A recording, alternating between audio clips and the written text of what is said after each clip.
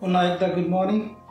आपण आज आपल्या मननासाठी इब्री लोकासपत्र याचा 6वा अध्याय आणि 13व्या वचनापासून आपण वचन वाचणार आहोत। आणि आज परमेश्वरानं आपल्याला काय वचन दिलेलं आहे, काय शिकवत आहे त्याकडे आपण पाहूया। इब्री लोकासपत्र याचा 6वा अध्याय आणि 13वा वचन।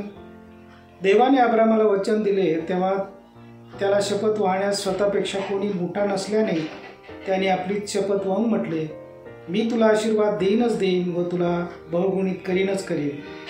त्याने धीर धरिला म्हणून त्याला अभिवचनानुसार लाभ झाला। आपण या वचनामध्ये पाहतो की देवाने अब्रामाला वचन दिलेलं आहे आणि शपथ वाहून वचन दिलेलं आहे।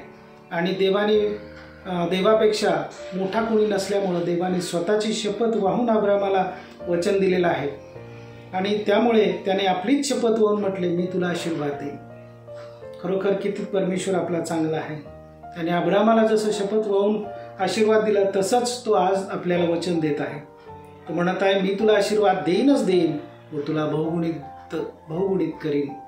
खरोखर परमेश्वर आज तुम्हाला आणि मला बहुगुणित करणार आहे, म्हणून आपण धीर धरावा, म्हणून त्याच्या वचनानुसार आपल्याला लाभ होणार आहे।